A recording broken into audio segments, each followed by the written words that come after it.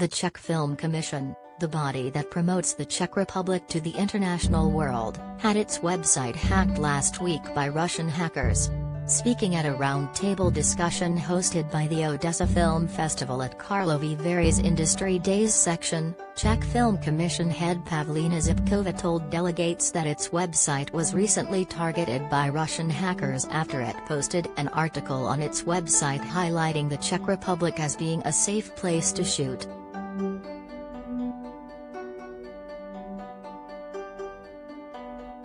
Zipkova said that the Czech Republic is ready to help Ukrainian filmmakers, but a virus from Russia targeted the site after publication of this article. Hackers infiltrated the website, leaving one small sentence saying, "FK, you've been hacked," on a white page. An independent IT company was able to trace it back to a Russian hacking program designed to take down pages that would feature words or sentences that could be linked to pro-Ukraine sentiments.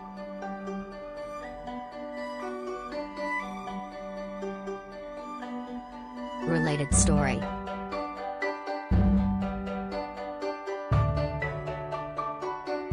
Ukrainian producers launch documentary against all odds about Russian invasion.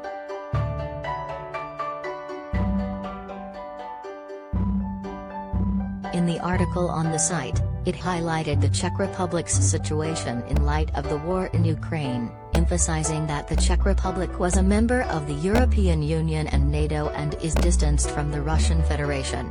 It highlighted that the Central European country remained a safe place for international productions to come and shoot projects.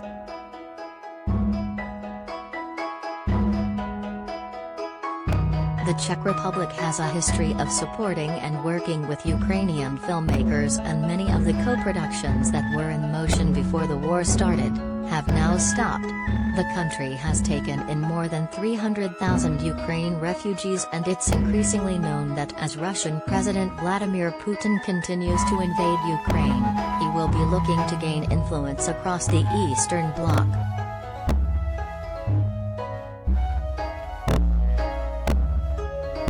The Czech Film Commission's website is back up, but Zipkova told Deadline that it's an expensive mess and it will take a while to get the site properly back in order.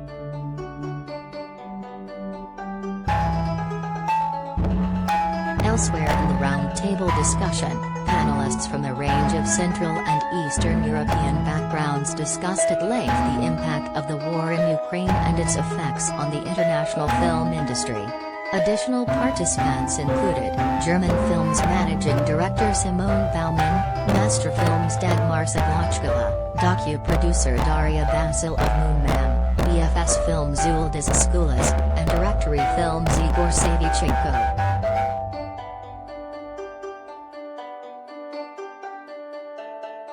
German Film's managing director Simone Baumann, who is an experienced co-producer and one of Europe's leading experts on Russia, the former Eastern Bloc and their audiovisual markets, said that shooting in Ukraine has been difficult since 2014, when Russia invaded and annexed the Crimean Peninsula from Ukraine.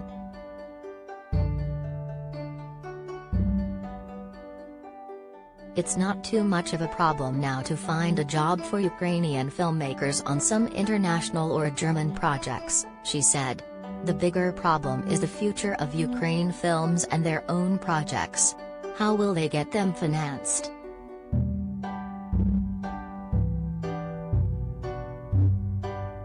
Baumann stressed that there was no point talking about Russian co-productions at the moment and that the situation in Ukraine was completely unacceptable. She encouraged delegates to look elsewhere for co-productions in the region.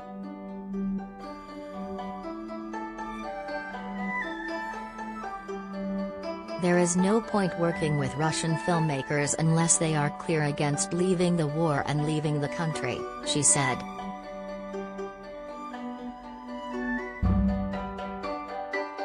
Baumann pointed to a funding crisis as being the driving issue facing the Ukrainian filmmaking community going forward.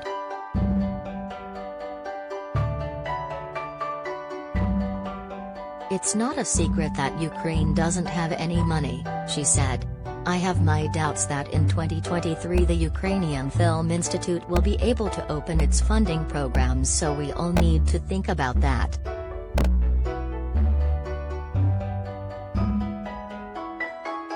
Ukrainian producer Basil expressed her fear that we won't be able to engage in projects and indicated that if European films come to shoot in Ukraine without the country safeguarding its local industry, the film industry in Ukraine runs the risk of becoming service producers.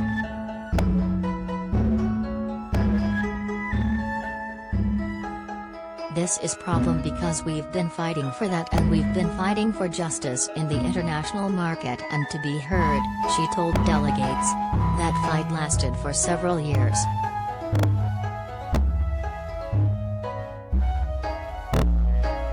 When queried about calls to boycott Russian art and films in the international arena, Basil insisted that Russian culture and particularly Russian films have to be suspended.